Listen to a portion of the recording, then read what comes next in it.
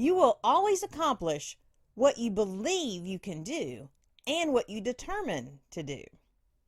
Today on Growing Hope, we discuss the ways that we can set determination and also the 5 points for understanding and discovering your unique heart seed.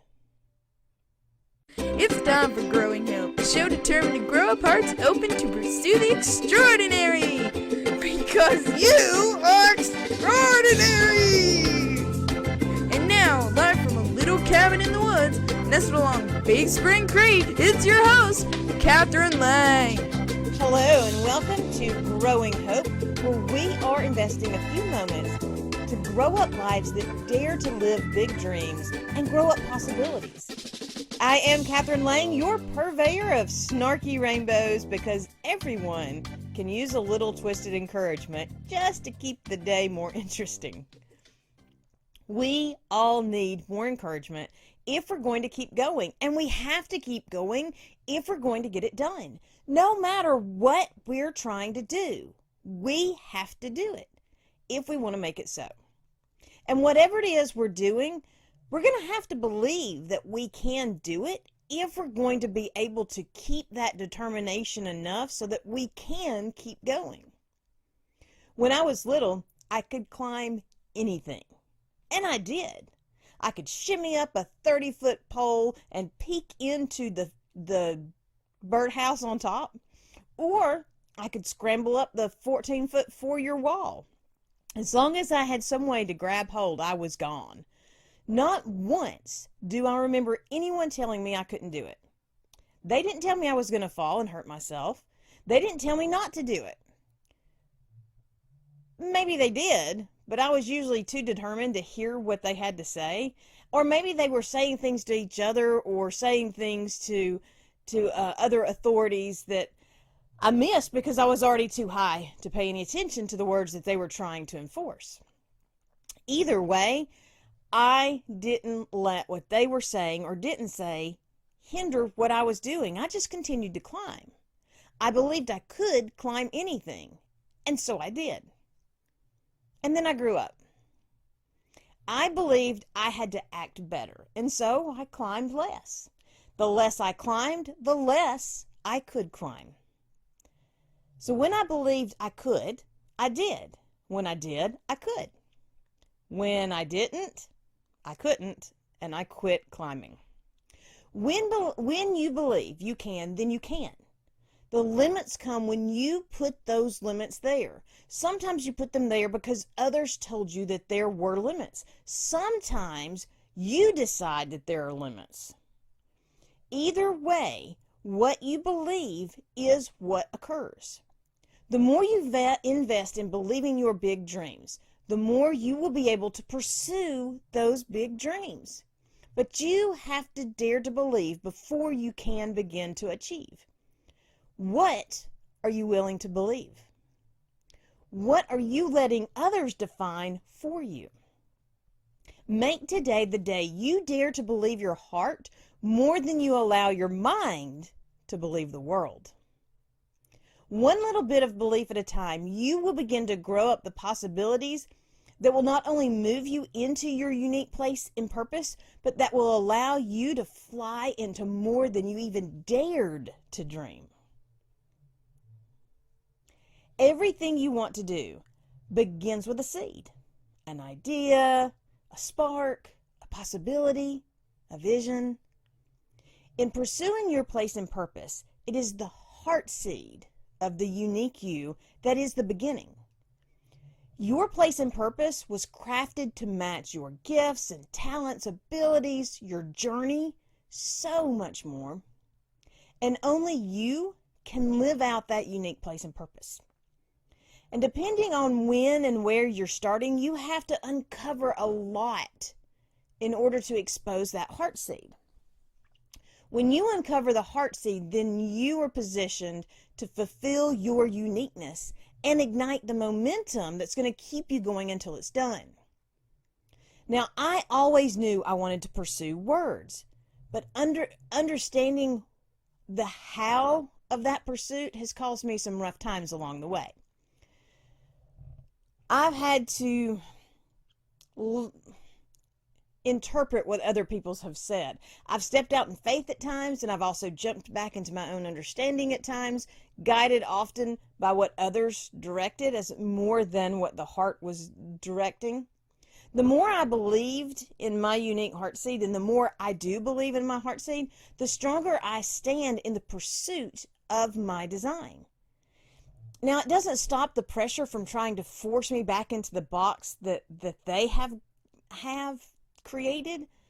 But as long as I have that firm grasp on my heart seed, it makes me stronger so that I can stand in my unique design. So point one is to find your heart seed. You have to uncover the seed before you can help it grow.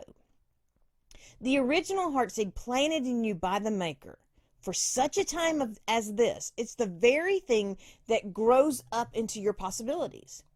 Uncover the heart seed that has been covered or even crushed by the things of the world. I know I was fortunate that my immediate family supported my journey, no matter where that journey took me. Just like they never limited me on my willingness and my ability to climb, my immediate family never told me that I couldn't or shouldn't do something. The closest that there was my grandmother saying, they call them starving artists for a reason, when I mentioned that I might want to pursue writing. But even she pulled me aside before she died, and she asked me to write a book based on all the information she had collected on our family, because she said if the book was going to get written, I was the one that was going to have to do it. Despite all of the support, everybody encouraging me to pursue my uniqueness, I still struggled. I don't think it was fully exposed. I don't think my heart seed was truly uncovered until that moment when I sat across from Jim at the co-working night in Huntsville, and he looked at me and he said, it's like trying to imagine a snarky rainbow. And it was just like the clouds parted, and I knew that was the moment. That was the moment that all that had been piled up on my heart seed was cleared away. The more that has been piled up on your heart seed, the more you're going to need to invest to uncover your heart seed. So point two, all seeds can germinate. Temperatures matter, soil matters, care matters, consistency matters. All of those play into how your heart seed will germinate. But know that you are the perfect soil.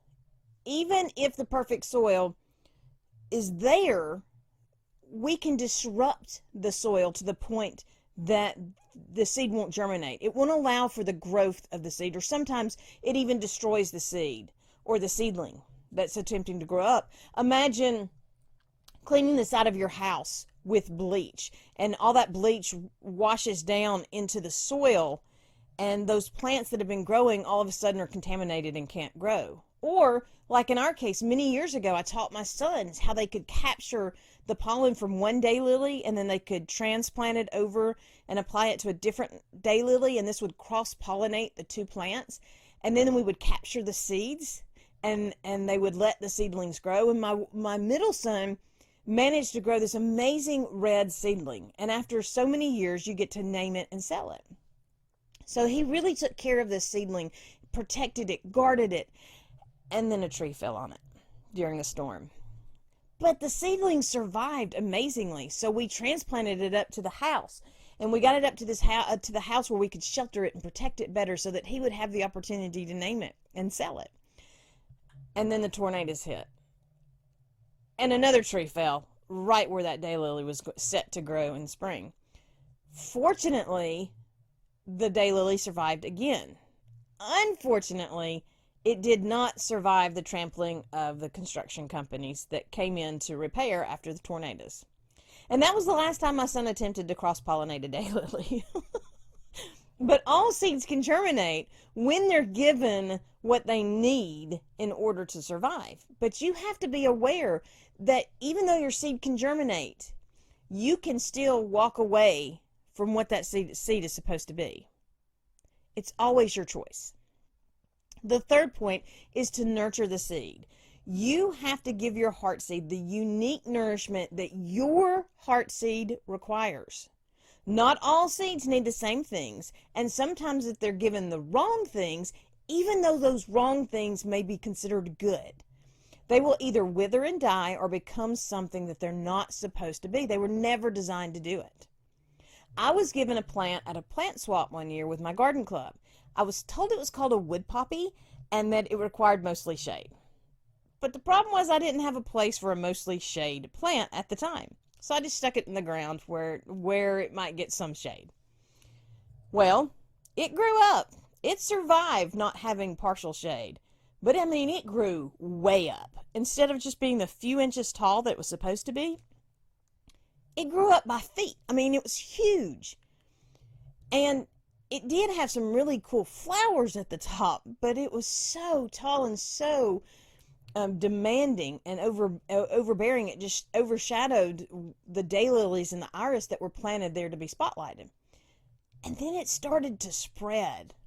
So I paid my son and his friend to go out and pull up all of the plants by the roots and to burn them. And they did. And apparently the plant took that as a challenge because it came back the next year stronger than ever. And it continued to creep down through the flower bed and even out into the lawn where the lawnmower would mow it down and it just keep coming back. Your heartseed has specific needs, and you want to be sure you provide what it needs to grow up into your possibilities and into your unique design, and not a creeping wood poppy. So point 4 is to invest in regular maintenance. Take care to take care of what you're growing. When I finally started pursuing words as a profession, I discovered there were unlimited directions that I could take that pursuit towards. I would and did and still do chase rabbits down one trail only to be distracted by a squirrel along the way. There's just so many opportunities, and some of them are really good opportunities, but not all of them are my opportunities. I continue to have to hone my focus, sometimes with trial and error, and most of the time with real assessments of not only what I can do, but what I want to do. Living your heartseed will require regular maintenance. And finally, point 5, prepare for the harvest. Your harvest will come at just the right moment. And if you aren't prepared, you may leave your blessings on the ground to rot. The more you understand your heartseed, the better positioned you will be to recognize the blessings and live in those blessings when they arrive. Growing up your heartseed can be a challenge because there's no set recipe. You're the first person to grow up this particular seed. You will be the last person to grow up this particular seed. So even though you can learn from others, and you should learn from others, there are no others that can show you the exact path. You can't follow the path of others. Your heartseed journey will be unique. So find your heartseed, germinate your heartseed, nurture your heartseed, maintain your heartseed, and prepare for the harvest. The more you understand the uniqueness of your heartseed, the better equipped you will be to live bold in your unique place and purpose. Your place and purpose happens when you make the choice to believe, to embrace, and to step. And then you just keep stepping. It all starts with the first moment of believing, the first move to embrace, the first step to move. Each first leads you a little bit closer to your big possibilities. Today's challenge is about finding your way to accomplish your first. 1, define the objective. 2, make out the first that is necessary. What 1 can you do? The third is to record getting the first completed. How does that feel? And the fourth thing is to repeat as necessary. It is more possible to do more when you do more that's possible. You do more and you be more when you invest more in your doing. So imagine where you're going to be when you make that choice for the first. Make the choice to focus on the first, invest in the little bits, and continue the little bits until it's done. Thank you so much for joining me today for Growing Hope. I am excited to share with you this next part of the book, Place and Purpose, where we're going to discover the how for living out your uniqueness. And what a perfect time for talking about living out your unique how. How are we going to get it done? If you're interested in learning more about the book, Place and Purpose, visit harnessyourwhy.com, where you can also purchase your book to follow along with as we continue this journey. And remember, if you've missed any of the episodes, you can always catch up at growinghoperadio.com. Now, I look forward to hearing your stories about your little bits and about your Heartseed uncovering. So connect with me at the Growing Hope Radio Facebook group or the Growing Hope Radio website. And remember, if you want some daily inspiration and encouragement, join me at snarkyrainbows.com. You have it in you to grow up amazing possibilities. Time to get growing.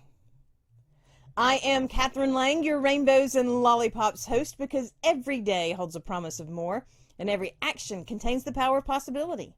It is not about what the world says or even what the world shows. The strength of hope and encouragement will and does push through the limits and the walls of the world.